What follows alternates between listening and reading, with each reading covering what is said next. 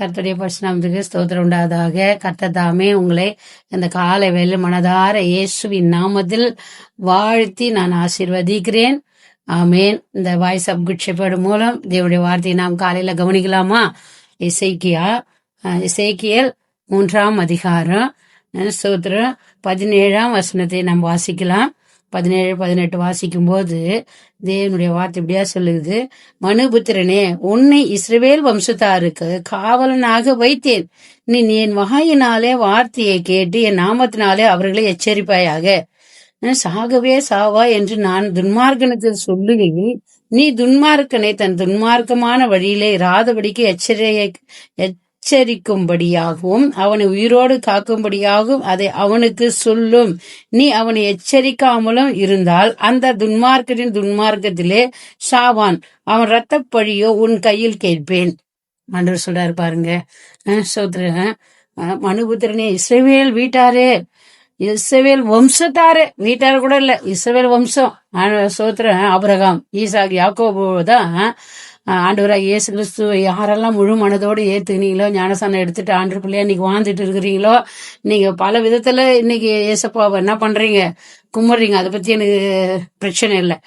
ஆண்டு இஸ்ரவேல் பிள்ளைங்களை பார்த்துதான், இயேசுவை வணங்குற பிள்ளைகளே உங்களை பார்த்துதான் ஆண்டு சொல்றாரு, நீ முதல்ல என்ன பண்ண, ஆண்டவருக்கு நீ உண்மையாயிரு, காவலனாயிருன்னு சொல்றாரு ஆண்டவர். காவலனாயிரு. சோதரம். அப்போ இந்த தேசத்துல இருக்கிற மக்களுக்கு அதிகாலையில் எழுந்து நம்ம செபிக்கணும். அப்போ வருகிற போராட்டத்தில இருந்து, பிரச்சனையில இருந்து கர்த்தர் என்ன பண்ணுவார், விடுதலையாக்குவார். சோதரம். நம்ம தேசத்துல ஒரு வியாதி வருதா, இல்ல சோதரம் ஒரு சண்டை வருதா அப்படின்றத ஆண்டவருடைய பிள்ளைங்களுக்கு கர்த்தர் காட்டுவாரு. நீ காவலனா இருனா எப்படி, அதிகாலையில் எழுந்து நல்லா செபிக்கணும். நமக்காக, இஸ்ரவேல் வம்சத்தாருக்காக.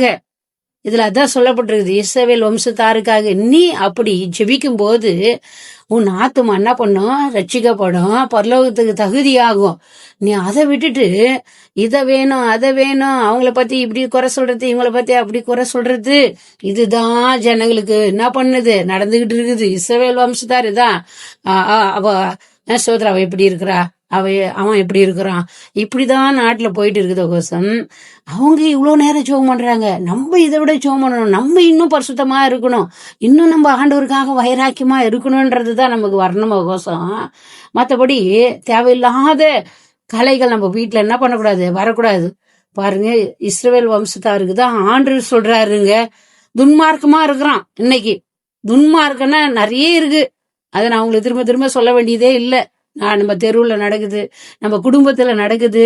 சகோதரர்கள் சொத்தை ஏமாத்தி போயிடுவாங்க. சோத்திரம். அப்படி நகையை பறிச்சுட்டு போயிடுவாங்க. சோத்திரம். அப்பா அம்மாவுக்கு சரியான சாப்பாடு போட மாட்டாங்க, பராமரிக்க மாட்டாங்க. ஆனா ஏழையா இருக்கிறியே, உன்னதான் அதை பராமரிக்கும்படி சொல்லுவாங்க. ஆனா நீ அதை என்ன பண்ணணும், செய். கெட்டு போக மாட்டேன். கெட்டு போனவன் விட்டு கொடுக்க மாட்டான், விட்டு கொடுத்தவன் என்ன பண்ண மாட்டான், கெட்டு போக மாட்டான். இன்னைக்கு சோதர இஸ்ரவேல் வம்சத்தாரே, உன்னை பார்த்துதான் ஆண்டவர் சொல்றாரு, நீ என்ன பண்ணு, நம்ம இஸ்ரவேல் குடும்பத்துல நிறைய பிரச்சனை இருக்குது, பாடுகள் இருக்குது. ஆண்டவருக்கு பயம் இல்லாம வாழ்ந்துட்டு இருக்கிறாங்க. திருடுறாங்க, அடுத்த மணியை வச்சுக்கிறாங்க, ஜெபிக்க மாட்டேன்றாங்க, பொறாமப்படுறாங்க, எரிச்சல் படுறாங்க, குறி சொல்லுங்கிட்ட போறாங்க. இந்த நிலைமைலாம் என்ன பண்ணக்கூடாது, வரவே கூடாது. கொடுத்தாலும் சோத்திரம், கொடுக்காட்டாலும் சோத்திரம் சொல்லிட்டு யோபு சொன்னாரு இல்லையா, அது போல வருகை, ஆண்டவருடைய வருகை மிக மிக மிக சீக்கிரமா இருக்குது. அதனால நீயும் நானும் என்ன பண்ணணும், இஸ்ரவேல் வம்சத்தார் அடுத்தவங்களுக்காக என்ன பண்ணணும், காவலாலையா இருக்கணும். விடிகால ஏந்து அவங்களுக்காக என்ன பண்ணணும், ஜெபிக்கணும். சரிதானா? இந்த நாள்ல இருந்து நம்ம சோத்திரம் அதை கடைபிடிப்போமாக. உங்ககிட்ட தான் ஆண்டவர் பேசுறாரு, இஸ்ரவேல் வம்சத்தாரு உங்ககிட்ட தான் பேசுறாரு, புறஜாதி மக்களே உங்ககிட்ட பேசுறாரு. பாவம் செய்யாதீங்க, ஆண்டவருக்கு பிரியமா நடங்க, உங்க பிள்ளைங்க நீங்க ஆசீர்வாதமா இருப்பீங்க. ஆமே. நம்ம ஜெபிக்கலாமா? ஆண்டவரே, எங்களை அதிகமா நேசிக்கிறீங்கள் அன்பின் தகப்பனே, இதை கேட்கிற பிள்ளைகள் ஆண்டவரே முதல்ல குடும்பத்துக்கு, இஸ்ரவேலுக்கு, கர்த்தருக்கு சாட்சியா இருக்கட்டும். பிறகு ஆண்டவரே அநேகருக்கு ஜெபிக்கிற பிள்ளைகளா இருக்கட்டும். ஆண்டவரே அநேகர் ஆக்சிடென்ட்ல மறிச்சு போயிடுறாங்க, சண்டையில மறிச்சு போடுறாங்க, ஒருத்தருக்கு ஒருத்தர் வெட்டுண்டு சாகுறாங்கப்பா, சின்ன பிள்ளைகளை கற்பழிக்கிறாங்க. அவங்களுக்கு ஆகலாம் அதிகாலையில் எழுந்து ஜெபித்து தான் பரிசுத்த பக்தியை காத்துக்கொள்ள நீங்க உதவி செய்வீராக.